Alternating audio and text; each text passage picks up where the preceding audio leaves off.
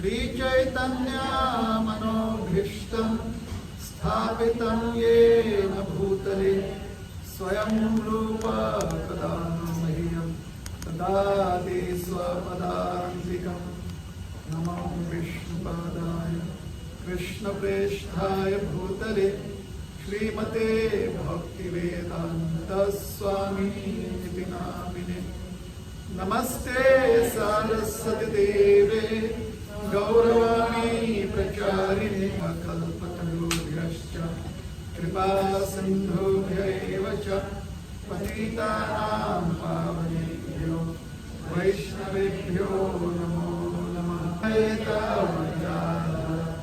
शिवाशारिगौरभक्तवृन्द Hare Krishna Krishna Krishna Hare Hare Hare Ram Ram Ram Hare Hare.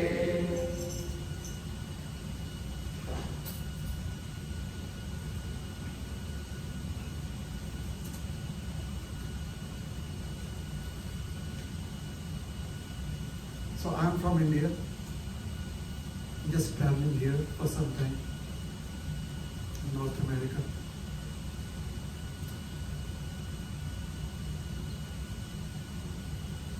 So the Indian calendar, the yearly calendar, the year calendar, that is called as Pancham. We call it calendar here in India. Most of the people know it as Pancham. So in the Pancham there are various auspicious dates, times, etc.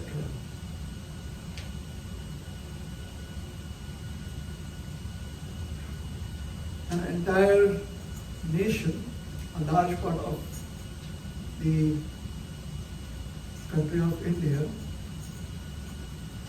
they understand philosophy through the Vedic literatures.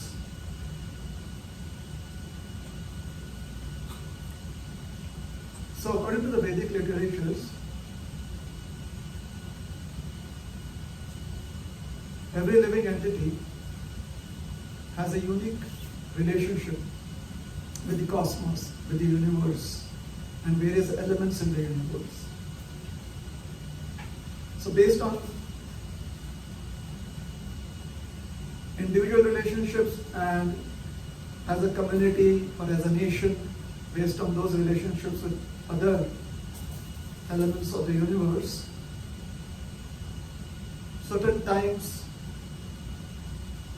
are considered to be auspicious for various activities. There is an entire science that people have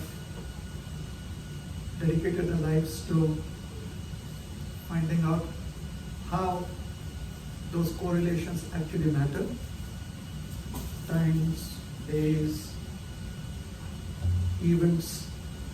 So they have spent thousands of years doing their research, and those their conclusions are documented in these journals called as the Pancham. So the Panchang is like an app. It's an application on printed paper. Now we have the digital app too. What it does is, it helps you feel comfortable with what you should be doing in your day-to-day life. Just gives you a structure. So when you have a structure in life, you feel comfortable, you feel wanting to achieve your goals. And it also helps you express your faith. So with those events, your faith aligns and you feel happy about it. So basically, it's from a very rudimentary point of view, it is just, it gives you positive vibes, basically. That is what it's supposed to do. It helps you see what could be your challenges and how you could overcome them, and what could be your strengths and how you could use them, and basically be happy in life. So according to the Vedic Panchang, today is an auspicious day. It is a very, very auspicious day. Why? Because this day of the calendar year is connected with the Supreme Personality of Godhead. Today is the day when he goes out for an outing. So I'll just, my premise would be that we are God-fearing people, or we can call ourselves God-loving people.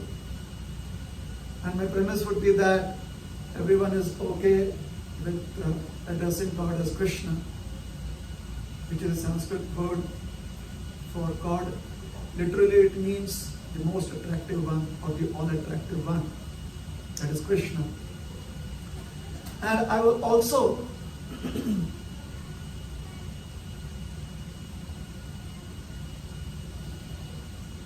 my premise would also be that we accept that God is represented also in a female aspect as his energy.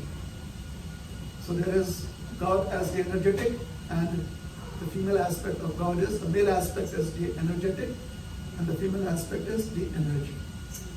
So the male aspect is Krishna, the all-attractive one, and the energy of God also has to be all-attractive. So her name is Radha. So we have Radha Krishna. They are the divine couple. So if you look around and see the pictures that are there on the walls, also on the altar, we have Radha Krishna. That is their manifestation. What is this manifestation known as? This manifestation is known as Archa Vigraha, or deity. To deify someone is to consider them to be very important and worship them. Archa is where you know that you can express your love through your worship. So there are certain rituals that you perform to worship the deity. That is Archa Vigraha. So God appears at various times in the past, and he may appear in the future too, based upon how we understand past, present and future. So in our past, God has descended, and his descent is called as an avatar. One avatar in which he descended is Lord Jagannath.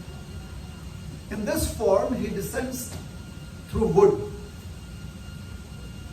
So God, according to Vedic scriptures, could descend through in various forms, in any species. But as Jagannath, his descent is through wood. One of the Sanskrit words for wood is daru. And God is also called in Sanskrit as Brahman. So Lord Jagannath is also Daru Brahman. Too many terminologies? I'm sorry. Okay? So he appears, is completely potent, totally potent, although a wooden form. So there is this great philosophical treatise called as the Three Logs of Wood. And then it takes on a form. So we are going to describe what the form is. How many of us have seen the form of Jagannath here? Please show of hands. Great. For the others, for those of us who have not seen a form of Jagannath, please just do Google search and you will find him. He is very popular nowadays in the present times. So today is the day where he, along with his brother and sister, three logs, right? So he appears in three forms. Siblings, all of them are siblings. So two brothers and one sister. The sister is the youngest. The eldest is his elder brother Balaram, and he is the middle child, Krishna. So these three siblings, they ride a chariot, individual chariots, every year on this particular day. So it is not, this day is not according to the English calendar or the Roman calendar. It is according to the Vedic calendar. So according to the Vedic calendar, this day is called as Ashad Shukla Dwadashi. Ashad Shukla Dvitiya. Second day of the waxing moon in the month of either June or July. This year it is in June. So today is the second day of the waxing moon in the month of June. So this is Ashad Shukla Dvitiya. So it has been written by whom? By he himself, that he would come out of his temple carried by his devotees and mount a chariot along with his brother and his sister. Now wherever Jagannath goes, he is accompanied by his very dear friend and associate Sudarshan. So on Jagannath's chariot there is Jagannath and Sudarshan. His sister, her name is Subhadra, she has her own chariot, and his brother, elder brother, Balaram, has his own chariot. So what is this chariot business? I was asked to speak about Jagannath Rath Yatra. Ratha means chariot, Yatra means event, and Jagannath means event where he is on a chariot. Lord Jagannath is on a chariot along with his brother and sister. So about 5,000 years ago, from present times, a little over 5,000 years ago, it was the moment where the Supreme Lord Krishna had to descend from the spiritual world to this material realm. And he did so. Where did he descend? He descended into the town of Vrindavan. You've heard of Vrindavan? So Vrindavan is a very quaint little town, but today it's a bustling city. A very wonderful town on the banks of the river Yamuna in India. So Krishna descended in Vrindavan.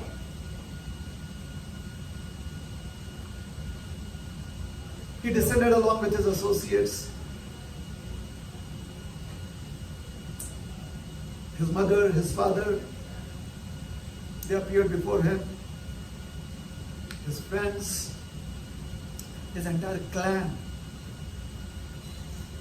So he is associated with two clans because both the clans consider him to be their child. One is known as the Gopa clan, or the residents of Vrindavan, the Brajavasis, because Vrindavan is also called as Brajadham. The residents of Vrindavan are called as Brajavasis. If you visit our wonderful project at West Virginia, Temple of Gold, the Palace of Gold, that project. So the locals who live there, they call themselves as Brajavasis, because the Palace of Gold is also considered by the residents to be New Vrindavan. So it is Vrindavan, so the residents call themselves as Brajavasis. So Krishna's clan that lives in Vrindavan is the Brajavasis, and he has another clan, another dynasty that he belongs to. That is the Yadu dynasty. So the Brajavasis are simple people. They have cows and lands and they are rich, yet simple, very rural. Whereas the Yadu dynasty is the dynasty of kings. So there are palaces, and horses, and chariots, and all the glories of city life. So that place is Mathura. So Krishna grew up in Vrindavan along with his brother Balaram. His sister was not as yet with them. She is very, very young compared to Krishna and Balaram. Big age difference. So they grew up in Vrindavan, and when Krishna had just entered when he was in his pre-teens, he had to move to Mathura, the city. The reason being that he had descended for a purpose. His purpose was to try and find some resolution to issues like people and you have in life. You and me have in life. What are our issues in life? Our issues in life is how do we take care of the pushings of hunger and thirst? Where do we find had to be addressed? So when in his growing years, he lived in Vrindavan. Vrindavan is more about fun and being happy with what nature offers you. But Mathura, the city, is where you have to deal with aspirations and the competitive spirit, different goals that we have in life and trying to achieve them, the hierarchy that's there within so many perspectives that we have. So Mathura has a lot of distinctions.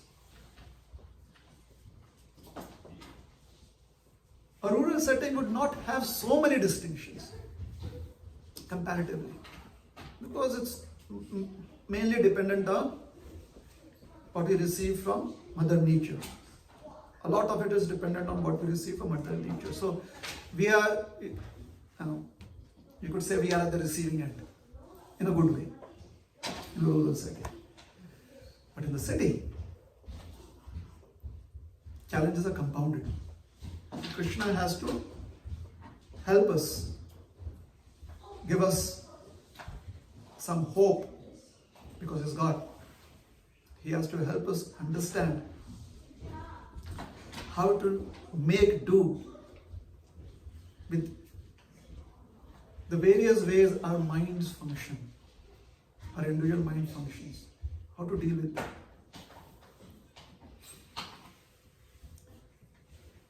So he moved to Mathura. But Mathura had so many challenges that he had to relocate. So he relocated thousands of miles away to an island of Dwarka.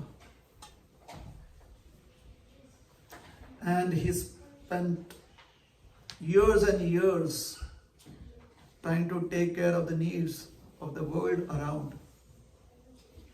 His heart was always in Vrindavan. But he knew he had to do his duty. Why? What was his duty? Does God also have to perform duties? Yes, he does. Because if he says he's our father, then he has a duty to perform. We being his children. So it is his duty that he takes care of us, takes care of our needs. And you know what happens when we, as his children, when we are constantly behaving as unruly teenagers? He has a big challenge on his hands. Because that is what we do in this material world. We are in a consistent state of unruliness. And we never want to grow up and take on responsibilities consistently. We always want to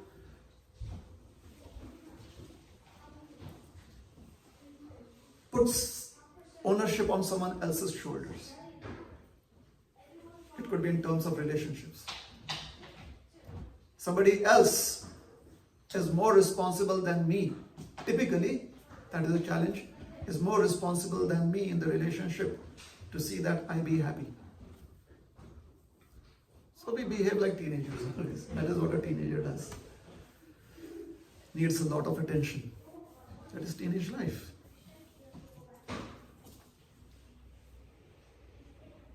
Babies are helpless. Babies just worship their parents. Teenagers, they have developed intellect. So they start expressing their own perspectives in life. When these perspectives are in a very confused state of existence as to who am I, it leads to so many difficult challenges in life. And all of that has to do with relationships. How do we deal with another existence? It could be matter or it could be a living entity. How do we deal with it? Just try to figure it out. We try and use our intelligence, but we definitely need a guiding light. So Krishna comes in. He gives us guidance. He gives us philosophy. He helps us understand what is the best use and the most productive way you can live as a human. Where you try and realize your own potential as an individual human, as whatever talents you're born with in this particular human life. The philosophy that he gives helps us understand how to reach that potential that we have. And not just reach the potential, but actually be amazed in the glory of that potential through realization that, oh, this is really me. This is what I could do in life. Not just as a human being, but also as a spirit soul. Because the human is just an external covering. I am spirit soul. So that's a philosophy. So Krishna had to really he spent 90% of his, if not more, of his time here on this planet, simply trying to sort out matters like people and like you and me created. Problems that we created. It was our ancestors. And if we believe in the theory of reincarnation, Punarjanma, then most probably it was we who were there. It's quite possible. And it's still the same. Thousands of years have passed, thousands of generations, so many births we may have taken. But there is a possibility that we are still in the same place, trying to figure out what to do with our life. Sometimes we make some progress, then we take steps back. Anyways, so he is wondering, how long do I have to do this? How long do I have to engage all these living entities and try to help them understand their potential as my part and parcel? They can be so happy doing what is most natural to them, service, unmotivated, unflinching service. He's just wondering, how long do I have to do it? So he's in his palace. He's living with his queens, his mother, Devaki, his father, Vasudev. By now he also has a sister with him, Subhadra. So the people in Dwarka, the city dwellers, they had heard about how Krishna had so much fun as a child in Vrindavan. So they were very eager to find out what was his childhood like. But no one dares speak about Krishna's childhood or describe Krishna's childhood in Dwarka. Because if a single word about Vrindavan would enter Krishna's ears, then most probably he'd take early retirement, take his retirement benefits, leave Dwarka and go back to Vrindavan. And Dwarka was not ready for it as of yet, and the world was not ready for it as of yet. And it has been decades that he had spent in Dwarka. He had traveled places, he had talked to people, he had tried to resolve differences. He was Prince Charming.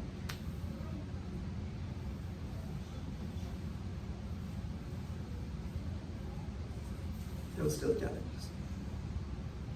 So one day, some of his family members, they were so eager to hear about Krishna's childhood activities, his pastimes in Vrindavan, that they requested Balaram's mother, Rohini, that please could you narrate some of those events of Krishna's wonderful activities in Vrindavan. And Rohini, she just froze. Mother Rohini just froze. She said, even the walls here have ears. I cannot take that chance. What if Krishna just drops in while I'm narrating these pastimes? All of you are going to be lost in those wonderful. You'll be having this. You'll be in great amazement and amusement. You would not be aware of time because you would be completely lost in Krishna's pastimes.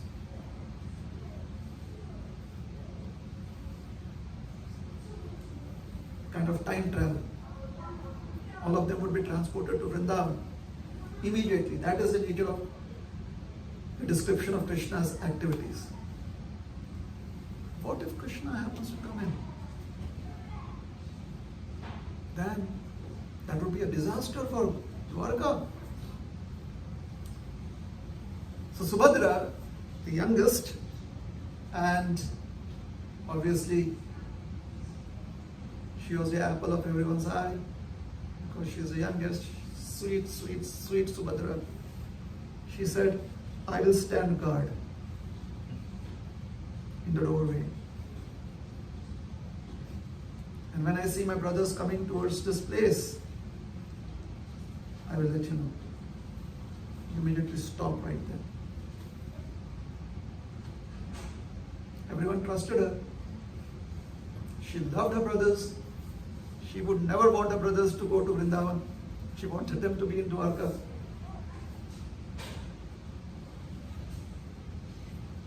So she had her own reasons why she would be very alert on guard duty. So she was on guard duty.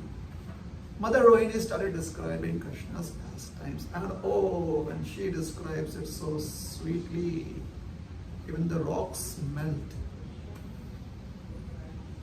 Somehow her sound vibration creates some kind of vibration. The sound that her speech, it's just chemistry. The atoms and molecules, they vibrate at such frequency that they melt. Liquid rocks.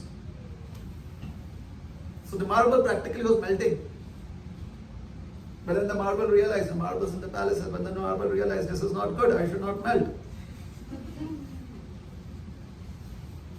So the marble has its own mind and intellect. Somehow the marble goes into samadhi, Om Shanti Shanti. Maintains a structure, a substance. The wind carries the notes of Rohini's beautiful description through the doorways, through the hallways to where Krishna is, and where Krishna is with his brother Balaram.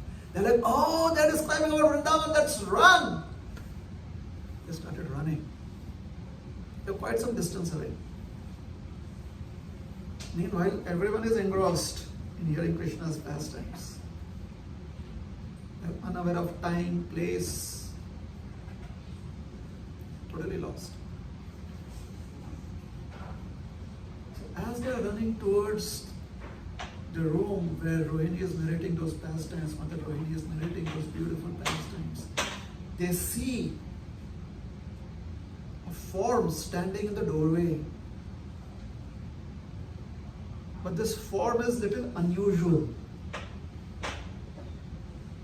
Looks like their sister, but very unusual. Let me ask you, have you ever been in a situation where you're so engrossed in some presentation, like really engrossed, like let's say a TV show or a movie, you're so engrossed, you're just by yourself, you're not in the movie theater, you're at home theater, you're on your couch, you have your rug, you have your popcorn or whatever, the chips, you're relaxing on the couch like that, you're watching it on the screen there in your home theater, and it's really engrossing. Has it ever happened that slowly you become really crouched up? Like, oh, you pull the rug, you pull in your hands, you pull in your legs. Does it happen when you're really engrossed in it? Why does that happen? Because you see these appendages that we have, these appendages, they have blood flowing in them, therefore they have sensors, they feel. Hence, they create distractions. When you're really engrossed, unknowingly, unconsciously, this is just biology, this is how our brain functions. Unknowingly, unconsciously, we pull in our senses, we withdraw them. And how can we withdraw them? Pull in our hands, we pull in our legs, we hold it very close to ourselves. So when these two brothers come to this place, is that true? Have you experienced something like that? At least sometime in our life? No? Totally crouched up? Maybe not, maybe yes, hopefully yes. Okay. Thank you. So when the two brothers come, and the sound, only sweet nectarine voice describing Krishna's childhood pastimes, Balaram's childhood pastimes in Vrindavan enters their ears. They are no longer, they cannot move further on beyond where their sister is standing in the doorway. So the sister is standing right in the middle of the doorway with her hands outstretched because she wants to stop them if they come, and also signal to Rohini. But what has happened is, she is also hearing these sweet pastimes for the first time. And she has turned into a zombied up. Like she's completely in a state of intense amazement. She has lost all conception of time and space. And what she has done is, she has withdrawn her senses because it is so engrossing. But since she is God, when God withdraws his or her senses, they can actually withdraw all of their appendages within themselves. She did not want her hands and feet to create any kind of distraction, so she withdraws her hands and feet within her body. And she becomes like a tortoise, beautiful golden tortoise, with just her head and widened eyes, like this wide. Wow, this is so amazing. This is what my brother used to do.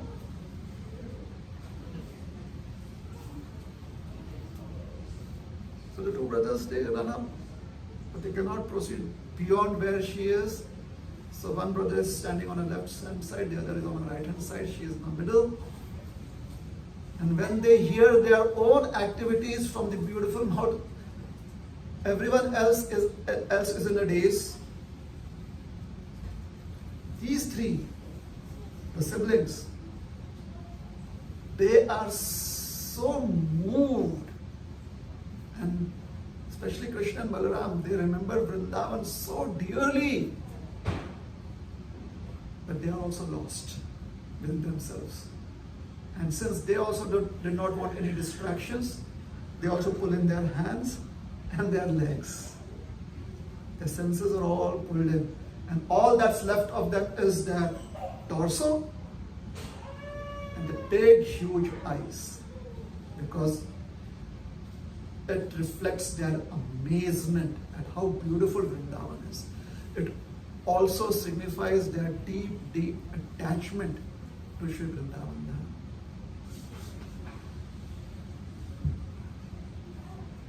This is the form of Jagannath, Baldev and Subhadra that manifests on the Ratha cart. This is an eternal form. However, this form of the Lord is exhibited when the Lord is remembering Vrindavan with a sense of deep, deep and intense attachment for the residents of Vrindavan. His connection to all the residents of Vrindavan. So he is in deep love. Hence, the form of Jagannath is a form of love. The form of Balaram is the form of intense love. When God is in love,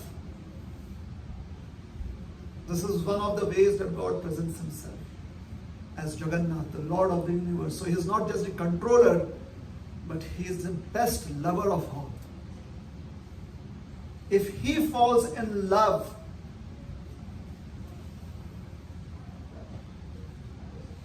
then he is totally and completely into you. Now, would we want that in our lives? Because that is a big challenge. If he is into you, if God is into us, then something very, very dangerous is going to happen to us. We will forget our material existence totally. We'll forget that we are of a particular gender. We'll forget that we are of a particular race. The hard drive is totally erased. The memory is erased. Are you ready to give up all of our attachments? Difficult question to answer.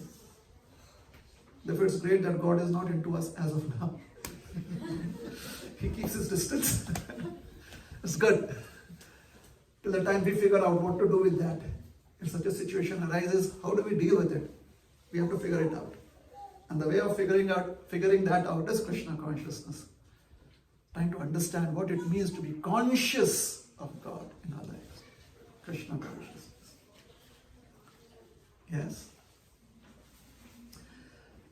A disclaimer here, or just fine print.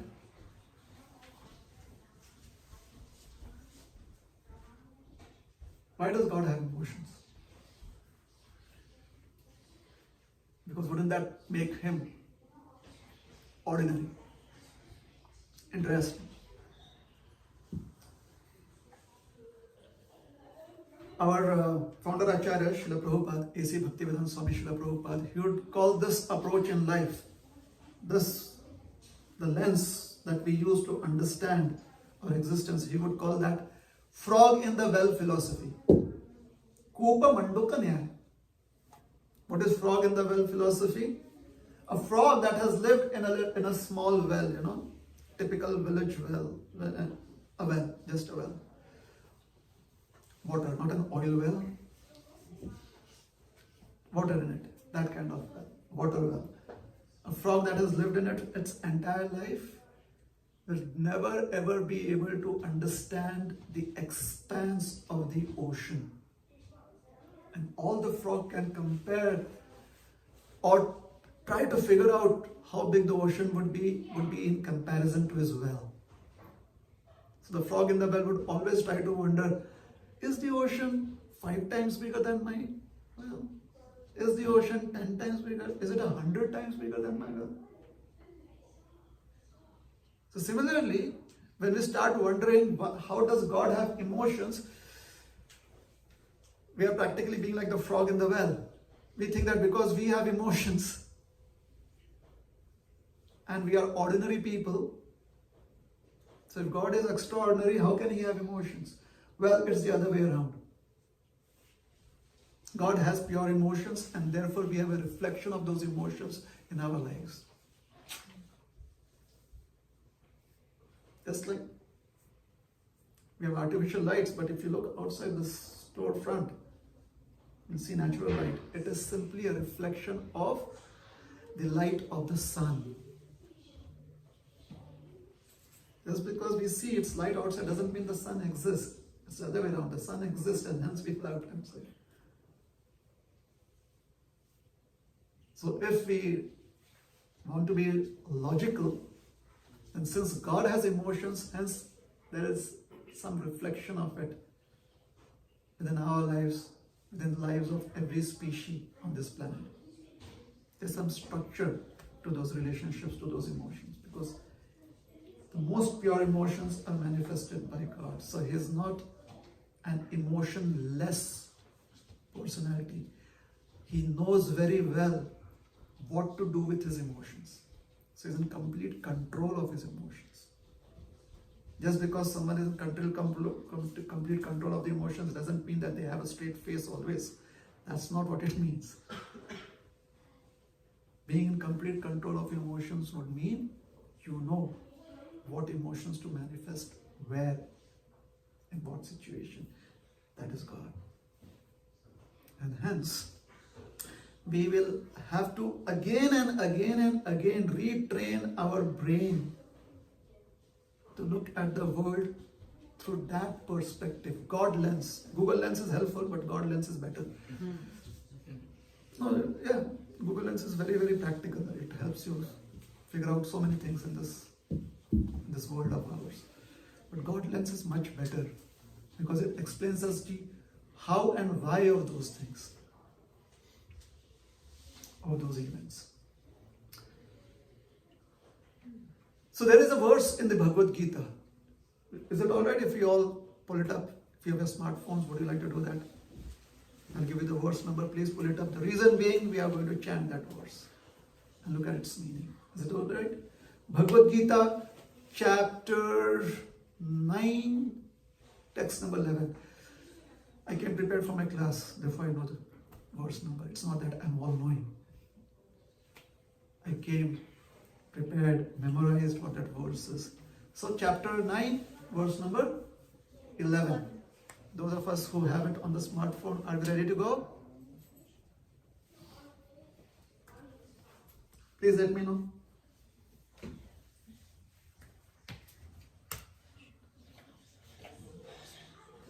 .11? Yes? Alright. So I would recite one line, the first line, and then you can respond, or you could respond together. Alright? So we'll do responsive chanting like that. Avajananti mamudha manushim tanumashritam param bhavam ajananto mama bhuta maheshwaram avajananti mamudha manushim tanumashritam param bhavam ajananto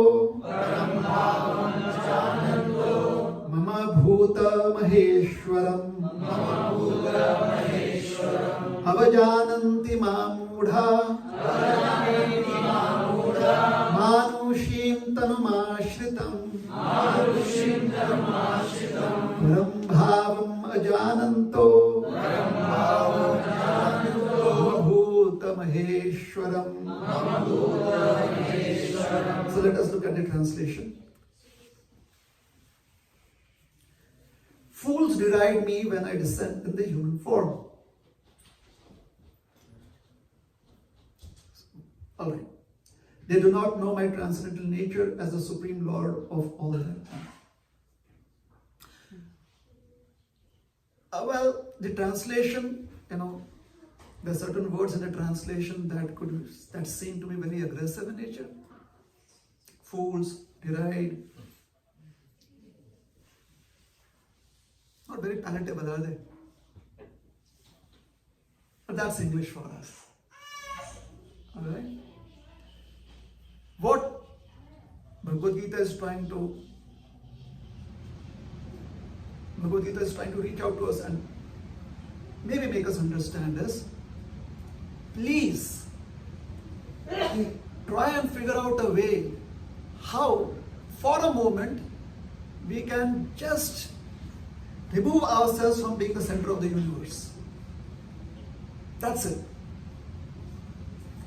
And not put any of our own kinsmen to be the center of the universe. Because doing that would be very foolhardy. We are as undependable as our kinsmen with the larger picture of life. Why is that? Because all of us face a situation. Every single one of us is going to face this situation in life known as death. And hence, we cannot depend on ourselves in this existence, nor can we depend on others, nor others can depend on us, because we will never ever give them a warning. It's not possible. And death, some poet has said it is the greatest equalizer. Actually, death is much more than that. Death completely erases everything that you have held on to in your life. It just picks you up and throws you away. Because that is how you feel at death. So how can we consider ourselves to be the center of the universe even for a moment? Can we say that this particular moment, I am sure that death will not visit me? Please don't challenge death like that. I mean, if you do that, you could be victorious. You challenge death and say, I challenge death. And most probably death may not visit us. But if we get into the habit of doing that, we become too bold after that. Hey, yesterday I challenged death, today also and tomorrow also. One day death is going to come to us without warning, without notice. Undependable. That is what makes us undependent. So for the little time that we can be dependent on, let us say grace. Be grateful for that. Because that is all we can do. Be grateful for the time between birth and death that we have. And in that,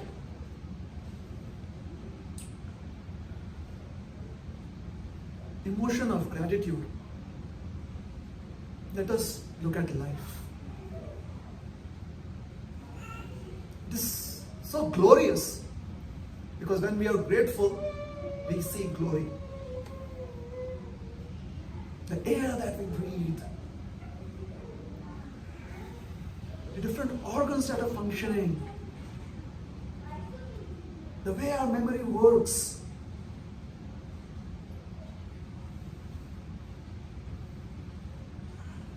how we develop attachments is so glorious, so wonderful, because it shows that we are alive. We are not dead matter. A stone or a rock will not be able to manifest that. A stone or a rock could never ever, from our perspective, understand it, because it is dead matter. A stone or a rock could never understand such glory. We do. But as soon as we put ourselves as the center of the universe, as the one person that really matters,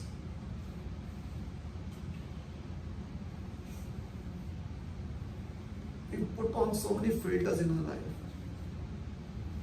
Very narrow vision in life. And it just stops us. That stops us from seeing the wonderful creation of the Lord. It stops us from being adventurous. Stops us from putting all the hard work that is needed to achieve the glory that we are supposed to achieve. That is unfailing service that gives us so much pleasure. Because that is what service does. And service done with a grateful heart is much more reliable than when service is done with any other emotion. It is much more relatable. And gratitude will only manifest when we see the glory of God through every relationship that we have.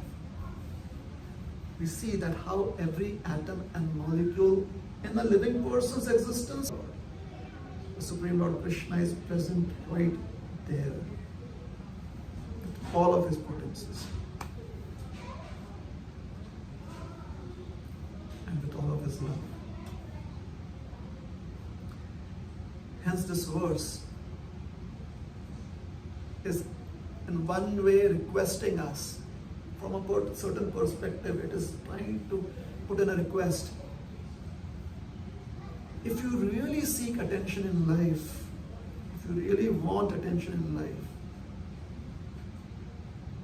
then try and get attention from the entire creation by rendering service, doing service in gratitude. The entire universe will send all of its positive energies towards you, because we are living up to who we are, what is our constitutional position.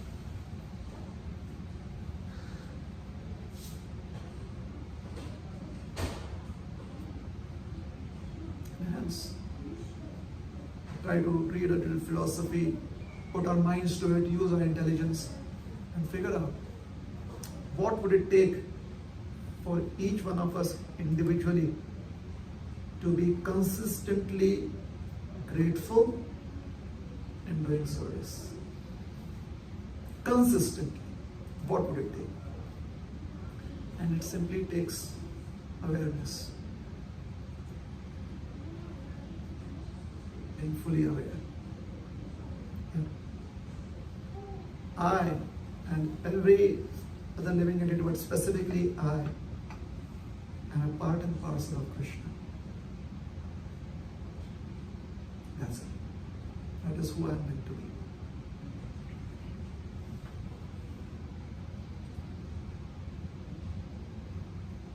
So Jagannath Rath Yatra, why did the Lord manifest in that form? Because the Lord himself is very emotive. And he helps us relate to those emotions by descending here and revealing his emotions, so that we can get attracted, re-attracted to the Supreme Lord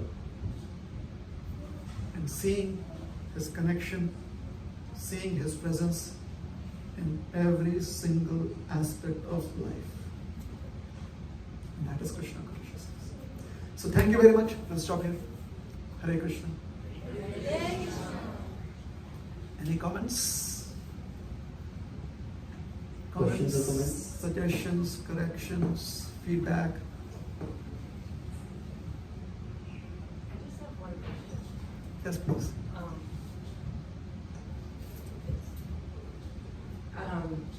I probably know this if I read more, but is Subhadra like Devaki and Vasudev's daughter? Is that how she's Krishna and Balaram's sister?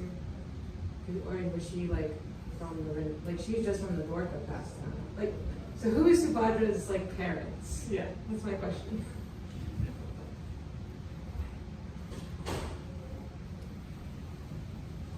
She's Krishna's sister, so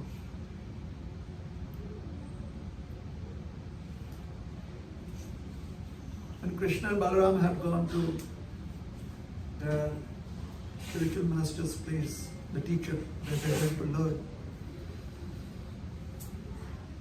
the different aspects of knowledge, that is when she appeared. In In Dwarka. Vrindavan, You just appeared. Okay. I was just curious. I need to read more. Thank you. There's not many references to that, so very, let's say, weak references for that. No solid references.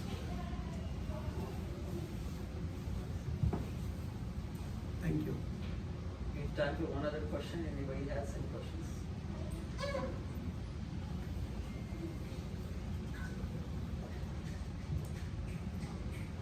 Yes. Krishna, thank you for the lecture. My question is, what is the best way to serve Jagannath Baldev and Subhadra? In our present times, we see there's so much communication going on social media. It's basically people talking. So it would seem very helpful that the best way that we can obtain that is by chanting holy names of Krishna. Hare Krishna, Krishna Krishna, Hare Hare, Hare Ram, Ram Ram, Hare Hare. So if we engage our tongue in gossiping about the holy names, by chanting the holy names, then it is a very easy and sublime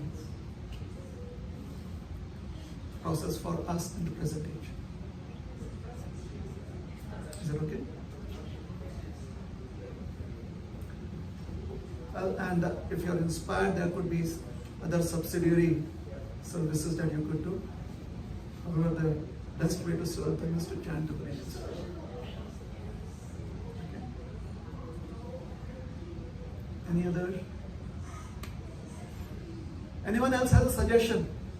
What is the best way to serve Jagannath, Baldev and Subhadra? Oh, there is Sudarshan also along with them. You should never forget him. Feed prasadam, feed offerings, offer bhoga to them. Okay? See, that's another way. Do kirtan for them, make food offerings and offer it to them. I would still go for chanting. Because that's the laziest thing to do. And someone suggested that it is very helpful, so why not take on? Yeah? Okay. Let's thank Rohini Prabhu by loudly chanting.